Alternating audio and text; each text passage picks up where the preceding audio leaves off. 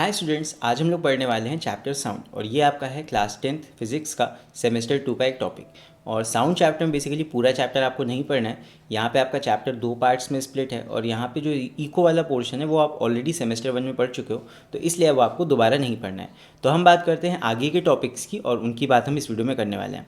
तो sound basically क्या होता है पहले ये देख लेते हैं। So sound is a wave created by vibrating objects. जब कोई ऑब्जेक्ट वाइब्रेट करता है तो वो अपने आसपास के मीडियम को भी डिस्टर्ब करता है। सो उसकी वजह से साउंड वेव्स क्रिएट होती हैं जो कि प्रोपोगेट होती हैं through a medium from one location to another, और एक पॉइंट से दूसरे पॉइंट तक वो वेव या डिस्टर्बेंस ट्रैवल करता है।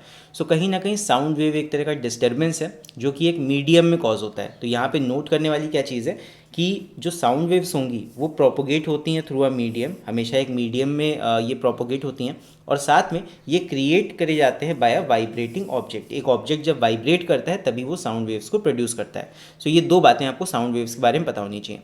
अगर हम एक साउंड वेव का ग्राफ बनाएं तो साउंड वेव कुछ ऐसी दिखेगी हमें ग्राफ पेपर पे, और जब हम ग्राफ बनाते हैं किसी साउंड वेव का तो वहाँ पे हमें दो चीज़ें पता लगती हैं देख के ही, कि यहाँ पे जो भी आपका मैक्सिमम डिस्प्लेसमेंट होगा साउंड वेव का, उस मैक्सिमम डिस्प्लेसमेंट को हम बोलते हैं एम्पलीट्यूड। मींस एम्पलीट्यूड क्या होगा, जहाँ पे भी आपको सबसे ज़्यादा डिस्प्लेसमेंट मिल रहा है वेव का, वही आपका एम्पलीट्यूड हो जाता है। फिर आप उस वेव में कोई भी दो सक्सेसिव पीक्स ले लो, जैसे मान लो एक पीक आपको ये दिख रही है, एक पीक आपको ये दिख रही है, या फिर आप सक्सेसिव बॉटम्स ले लो, यहाँ पे आपको बॉटम दिख रहा है, यहाँ पे आपको बॉटम दे रहा है, तो यहाँ पे ये डिस्टेंस या सक्सेसिव बॉटम्स का डिस्टेंस या फिर सक्सेसिव पीक्स का डिस्टेंस, इस डिस्टेंस को हम बोलते हैं वेवलेंथ, और इसको डिनोट किया जाता है लैम्डा से, राइट। और यहाँ पे एक और चीज़ होती है फ्रीक्वेंसी, उसको मैं आगे बताता हूँ। सो यहाँ पे ये हैं डेफिनेशंस तीन चीज़ों के। एक तो हो गया वेवलेंथ, वेवलेंथ होगा distance between two successive peaks और ट्रफ्स। फिर एम्पलीट्यूड की बात करें तो यहाँ पे हाईएस्ट डिस्प्लेसमेंट बेसिकली होगा, लार्जेस्ट डिस्प्लेसमेंट या highest displacement of the wave, तो ये हो जाता है एम्पलीट्यूड। और फ्रीक्वेंसी क्या होगी, number of waves produced in 1 second. एक सेकेंड में ये कितनी वेव्स प्रोड्यूस हो रही हैं हम काउंट कर लेंगे 1 सेकेंड में पैदा होने वाली वेव्स को, और वही हो जाएगा हमारा frequency of this sound wave. तो ये तीन टर्म्स होते हैं और ये अक्सर यूज़ किए जाते हैं साउंड वेव्स के साथ में। आगे जब हम चैप्टर को पढ़ेंगे अभी तो वहाँ पे इन सारी कैरेक्टरिस्टिक्स का यूज़ होने वाला है, तो ये सब आप यहाँ पे देख लो। चलो इसके बाद बढ़ते हैं आगे। अब नेक्स्ट इस चैप्टर में हमें पढ़ना है about free, damped and forced vibrations. ये क्या होती हैं? तो जैसा कि मैंने बताया कि साउंड वेव्स हमेशा एक वाइब्रेटिंग ऑब्जेक्ट के द्वारा ही क्रिएट की जाती हैं। सो वाइब्रेटिंग ऑब्जेक्ट क्या कि आपने एक ऑब्जेक्ट लिया और इसको इस तरह पकड़ के हिला दिया और ये वाइब्रेट होने लगा इस तरह। तो जब ये साउंड वेव वाइब्रेट होगा इस तरह, तो इसके वाइब्रेशन से इसका मीडियम भी जो इसके आसपास है वो भी वाइब्रेट होगा, और उसके डिस्टर्बेंस की वजह से यहाँ पे एक साउंड वेव प्रोड्यूस होने लगेगी। तो हमेशा जब कोई ऑब्जेक्ट वाइब्रेट होता है तभी साउंड वेव्स आर प्रोड्यूस्ड, तो ये आपको पता होना चाहिए। तो यहाँ पे कितने टाइप्स के वाइब्रेशंस प्रोड्यूस हो सकते हैं हम उनके बारे में बात करते हैं। तो पहला हमारा होता है फ्री वाइब्रेशंस। ये क्या होता है? सो इसका डेफिनेशन कुछ ऐसे है, the vibrations of a body in absence of any external force on it. जब किसी ऑब्जेक्ट के ऊपर हम कोई एक्सटर्नल फोर्स ना लगा रहे हो और वो वाइब्रेट कर रहा हो, सो उस टाइप के वाइब्रेशंस को हम बोलते हैं फ्री वाइब्रेशंस। और क्योंकि ये किसी एक्सटर्नल फोर्स के बिना हो रहे हैं, सो इसीलिए हम इनको नेचुरल वाइब्रेशंस भी कहते हैं, राइट। और ये ज़्यादातर आपका वैक्यूम में होता है, ये चीज़ ध्यान रखना। ये रियल लाइफ में आपको जल्दी नहीं मिलेगा, बिकॉज रियल लाइफ में कई रेजिस्टिव फोर्सेज हो जाते हैं मीडियम की वजह से। जब भी आपका वैक्यूम में कोई ऑब्जेक्ट वाइब्रेट करेगा तो हम उसको बोलते हैं those are called free vibrations, और ये बहुत मुश्किल होता है बनाना, राइट। सो यहाँ पे सपोज हमारे पास कोई एक ऑब्जेक्ट है और हमने उसको वाइब्रेट किया। सपोज वैक्यूम में हम इस पेंसिल को लेके गए, हमने इसका एक पॉइंट फिक्स कर दिया और इसको पकड़ के ऐसे वाइब्रेट किया, और फिर ये नेचुरली इस तरह वाइब्रेट होने लगा सपोज। तो अगर ये ऐसे ऐसे नेचुरली वाइब्रेट करेगा तो हम इसको बोलेंगे नेचुरल वाइब्रेशंस, अगर हम इस पर कोई और फोर्स नहीं लगा रहे होंगे तो इसके वाइब्रेशंस की वजह से जो साउंड वेव बनेगी वो कुछ कुछ ऐसी बनती है। और यहाँ पे इसकी खास बात ये होती है कि जितना भी वाइब्रेशन इस वेव में प्रोड्यूस हो रहा होगा वो वाइब्रेशन उतना ही बरकरार रहेगा, बिकॉज वहाँ पे कोई लॉस ऑफ एनर्जी तो होगा नहीं। तो यहाँ पे जो एम्पलीट्यूड आपका यहाँ पे है, जैसे यहाँ पे आपको एम्पलीट्यूड दिख रहा है, वेव आपका ए तक जा रहा है, तो आगे भी ये -a तक जाएगा, फिर +a तक, फिर -a तक, फिर +a तक, फिर -a तक। मतलब यहाँ पे एम्पलीट्यूड में कोई भी गिरावट नहीं आती है। सो फ्री वाइब्रेशंस के केस में एम्पलीट्यूड रिमेन्स कांस्टेंट। ये चीज़ आपको यहाँ पे ध्यान देना है इस पे। चलो इसके बाद आते हैं नेक्स्ट टाइप ऑफ वाइब्रेशंस पे, जो कि होते हैं डैम्प्ड वाइब्रेशंस। ये क्या होते हैं? ये आपके नेचुरल वाइब्रेशन से अलग होंगे। तो यहाँ पे क्या है, the periodic vibrations of a body of decreasing amplitude in the presence of resistive force are called damped vibrations. अब यहाँ पे क्या होता है, यहाँ पे जो वाइब्रेशन समाये होंगे किसी ऑब्जेक्ट में, उसका एम्पलीट्यूड कंटिन्यूअसली डिक्रीज होता रहता है इन the presence of a resistive force. Suppose आपने क्या किया, आपने एक ऑब्जेक्ट लिया, आपने एयर में इसको रखा, एक तरफ फिक्स कर दिया, फिर इसको वाइब्रेट कर दिया, तो ये वाइब्रेट होगा होगा होगा और धीरे धीरे धीरे धीरे इसका वाइब्रेशंस में गिरावट आती जाएगी और इसका वाइब्रेशन धीरे धीरे कम होता जाएगा और एक टाइम आएगा कि ये कंप्लीटली रुक जाएगा। सो कुछ इस तरह के वाइब्रेशंस को हम बोलते हैं डैम्प्ड वाइब्रेशंस। आपने एक फोर्स लगाया, फिर उसके बाद जो आसपास का मीडियम है उसने रेजिस्टिव फोर्स लगा के इस वाइब्रेशन को धीरे धीरे ऐसे ऐसे कम कर दिया, तो इस टाइप के वाइब्रेशंस को डैम्प्ड वाइब्रेशंस बोला जाता है। तो अगर हम इसके वेव का एक ग्राफ बनाएं तो इसका जो वेव होगा कुछ इस तरह से होगा। पहले मान लो हमने एक पीक यहाँ पे वाइब्रेशन प्रोड्यूस कर दिया, तो यहाँ पे बहुत ज़्यादा तेज़ी से वाइब्रेट किया ऑब्जेक्ट, फिर धीरे धीरे इसके वाइब्रेशंस में गिरावट आती जाएगी और यहाँ पे हमारा जो एम्पलीट्यूड है वो धीरे धीरे कम होता जाएगा। पहले एम्पलीट्यूड आपका प्लस ए तक देखो जा रहा था वेव का, फिर माइनस ए तक गया, फिर ये थोड़ा कम हो गया, फिर यहाँ और कम हुआ, फिर और कम हुआ, इस तरह कम होते होते होते होते एक टाइम पे जाके ये आपका जो ऑब्जेक्ट होगा ये रेस्ट पे आ जाएगा कम्प्लीटली। सो यहाँ पे क्या होता है, एम्पलीट्यूड डिक्रीजेज विद टाइम। ये किस केस में होगा, ये डैम्प्ड वाइब्रेशंस के केस में होगा। डैम्प्ड वाइब्रेशन में फिर से देख लो, आपने एक ऑब्जेक्ट लिया, इस पर एक बार फोर्स लगाया, फिर ये ऑब्जेक्ट मूव होना स्टार्ट हुआ, वाइब्रेट हुआ और धीरे धीरे इसके वाइब्रेशंस कम होते गए ड्यू टू मीडियम के रेजिस्टेंस की वजह से, और उसकी वजह से इसमें वाइब्रेशंस में गिरावट आती जाएगी और एक टाइम के बाद ये आके रेस्ट पे हो जाएगा। सो फाइनली ये होता है हमारा डैम्प्ड वाइब्रेशंस। सो इसके बाद नेक्स्ट अभी बात कर लेते हैं difference between free vibrations and damped vibrations की। सो यहाँ पे फ्री वाइब्रेशंस क्या होते हैं, फ्री वाइब्रेशंस में एम्पलीट्यूड कांस्टेंट रहता है और डैम्प्ड वाइब्रेशंस में amplitude decreases with time, decrease करेगा एम्पलीट्यूड।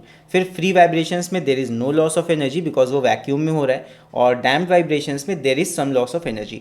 फिर फ्री वाइब्रेशंस में there are no external forces acting on the vibrating body, whereas damped vibrations पे कंटिन्यूअसली एक फ्रिक्शनल फोर्स या फिर डैम्पिंग फोर्स लग रहा होता है जो कि उस मोशन को अपोज कर रहा होता है, मतलब एक रेजिस्टिव फोर्स कंटिन्यूअसली लगता रहेगा डैम्प्ड वाइब्रेशंस के केस में।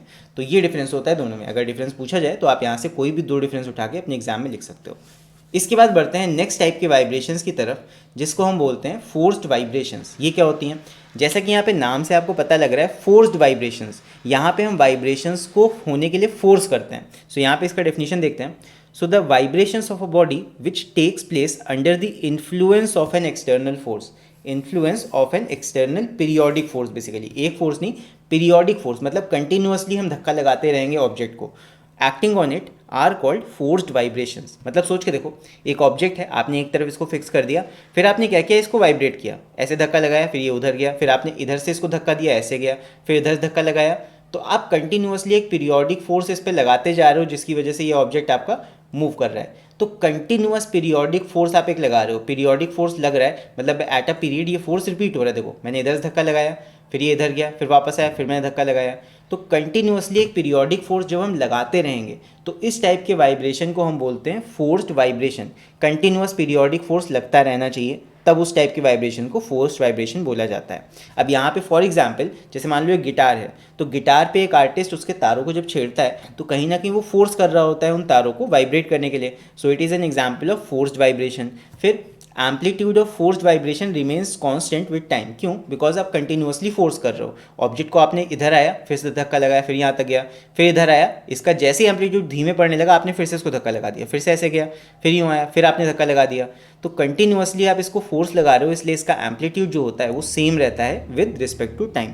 सो इसके बाद नेक्स्ट आते हैं अगले टाइप के वाइब्रेशन की तरफ, और ये एक स्पेशल केस होता है विच इज़ रेजोनेंस। सो इसके बारे में देखते हैं। So resonance is a special case of forced vibrations when the frequency of an externally applied periodic force on the body is equal to its natural frequency।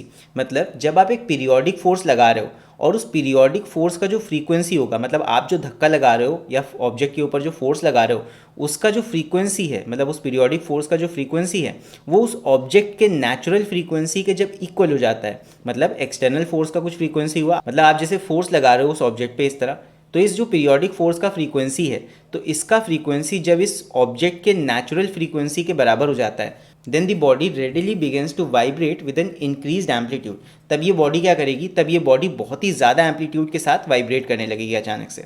तो इसी phenomena को हम बोलते हैं रेजोनेंस। मतलब ये फोर्स्ड वाइब्रेशन का एक स्पेशल केस है, और यहाँ पे जब एक्सटर्नली अप्लाइड पीरियोडिक फोर्स जो लग रही है उसका फ्रीक्वेंसी बराबर हो जाता है नेचुरल फ्रीक्वेंसी के, तब वहाँ पे बॉडी बहुत ही तेज़ी से वाइब्रेट करने लगती है और इस फिनोमेना को हम बोलते हैं रेजोनेंस। अब ये रियल लाइफ में बहुत सी जगह पाया जाता है, उसको देख लेते हैं। सो यहाँ पे कंडीशन फॉर रेजोनेंस क्या है कि फ्रीक्वेंसी ऑफ अप्लाइड फोर्स यानी कि एक्सटर्नल फोर्स बराबर हो जाती है natural frequency of the body के, और इस फ्रीक्वेंसी को हम बोल देते हैं रेजोनेंट फ्रीक्वेंसी।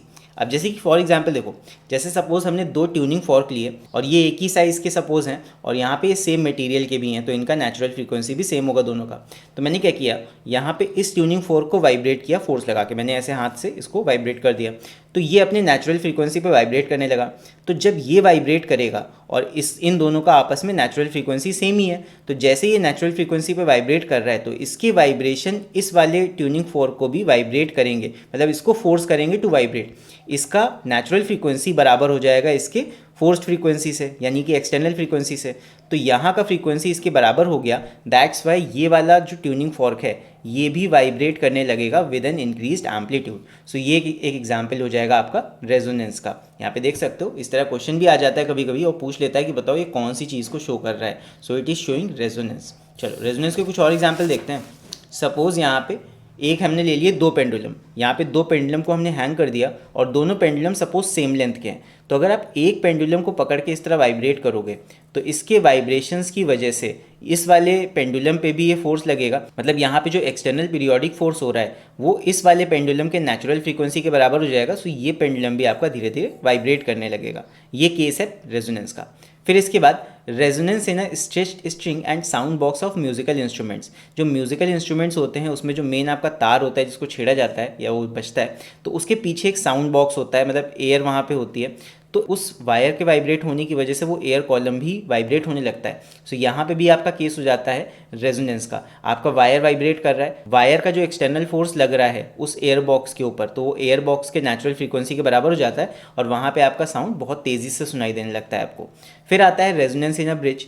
मान लो सपोज एक पुल है और पुल पे बहुत सारे लोग ऐसे मार्च करते हुए जा रहे हैं, मतलब कोई आर्मी मैन है सपोज, वो मार्च करते हुए जा रहे हैं, तो उन आर्मी मैन्स को बोला जाता है कि आप अपने फुट स्टेप्स ब्रेक करिए। अदरवाइज सपोज ये आर्मी मैन जा रहे हैं लेफ्ट राइट लेफ्ट करते करते और इनके कदमों का जो फ्रीक्वेंसी है, जो फोर्स लग रहा है एक्सटर्नल फोर्स इस पुल के ऊपर, उनका जो फुट के रखने का फ्रीक्वेंसी है वो अगर ब्रिज की नेचुरल फ्रीक्वेंसी के इक्वल हो जाता है तो यहाँ ब्रिज में रेजोनेंस हो जाएगा और ये ब्रिज वाइब्रेट होकर बहुत तेज़ी से गिर जाएगा। तो यहाँ पे जान का खतरा भी हो सकता है, इसीलिए जो आर्मी मैन होते हैं उनको बोला जाता है टू ब्रेक देयर स्टेप्स। सो ये भी एक केस होता है रेजोनेंस का। और रेजोनेंस कहाँ यूज़ किया जाता है, resonance is used in radio and TV receivers. तो वहाँ पे भी रेजोनेंस का यूज़ किया जाता है। इसके बारे में आप ज़्यादा डिटेल में आगे जाके पढ़ोगे। टेलीविज़न रिसीवर्स को बेसिकली सेट किया जाता है ताकि वो जो सिग्नल आ रहा है उसको अच्छे से रिसीव कर पाएँ। जब उनका नेचुरल फ्रीक्वेंसी सेम हो जाता है, जो वायर से फ्रीक्वेंसी हमारा आ रहा है उसके बराबर, तब यहाँ पे टीवी के रिसीवर में वाइब्रेशन ज़्यादा तेज़ी से होने लगती है, जिसको हम रिसीव करके वापस से ऑडियो या वीडियो में कन्वर्ट कर सकते हैं।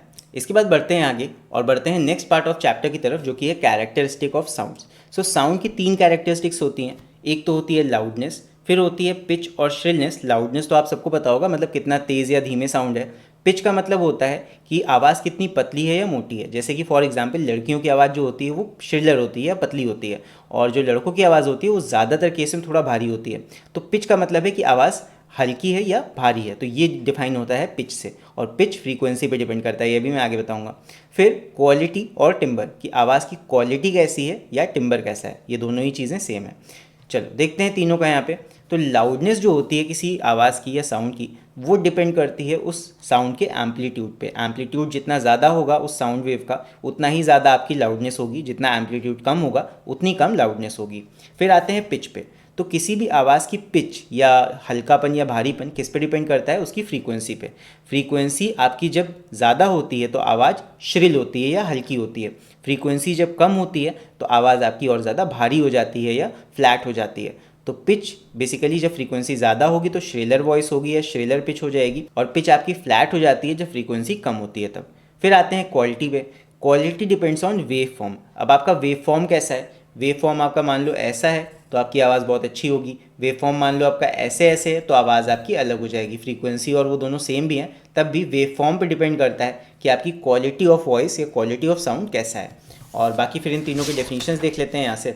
सो यहाँ पे लाउडनेस का डेफिनेशन क्या है, it is the property of sound by virtue of which a loud sound can be distinguish from फेंट वन। तो एक लाउड साउंड को एक फेंट साउंड से कैसे हम डिस्टिंग्विश करते हैं, इस प्रॉपर्टी को हम बोलते हैं लाउडनेस। फिर पिच की बात करें, so it is that characteristic of sound by which an acute or shrill note can be distinguish from a grave or flat note. तो एक फ्लैट नोट को या दबी हुई आवाज़ को या एकदम भारी आवाज़ को कैसे हम हल्की आवाज़ से अलग अलग करते हैं, अलग अलग डिफाइन करते हैं, ये प्रॉपर्टी को हम बोलते हैं पिच। फिर बात आती है क्वालिटी की। So it is that characteristic of sound which distinguishes two sounds of the same loudness and same pitch but emitted by two different instruments. So कोई दो साउंड्स हैं, उनकी लाउडनेस भी सेम है, मतलब एम्पलीट्यूड भी सेम है और पिच भी सेम है, यानी फ्रीक्वेंसी भी सेम है। तो उन दोनों को कैसे हम डिफ्रेंशिएट करेंगे कि वो दोनों अलग अलग म्यूजिकल इंस्ट्रूमेंट से निकाले गए हैं, तो उनका क्वालिटी चेंज हो जाता है या वेव का फॉर्म चेंज हो जाता है। मान लो एक इंस्ट्रूमेंट से वेव निकला वो कुछ इस तरह का था, दूसरे इंस्ट्रूमेंट से जो वेव निकला वो इस तरह का था, तो यहाँ पे वेव फॉर्म चेंज हो जाएगा तो उसकी आवाज़ भी बदल जाती है। तो क्वालिटी डिफाइन करती है इस चीज़ को। सो ये तीनों प्रॉपर्टीज़ हैं, यहाँ से आप इसका डेफिनेशन देख सकते हो। और मेन जो यहाँ पे इंपॉर्टेंट है वो यहाँ पे आप ये ज़रूर देख लेना कि कौन सा वाला प्रॉपर्टी या कौन सा वाला कैरेक्टरिस्टिक्स किस साउंड की प्रॉपर्टी के ऊपर डिपेंड करता है। तो यहाँ पे ये चीज़ बहुत पूछी जाती है एग्जाम में, तो ये चीज़ आप यहाँ से देख लेना। सो आई होप आप लोगों को ये साउंड चैप्टर अच्छे समझ में आया होगा। तो चलो मिलते हैं फिर अगले वीडियो में।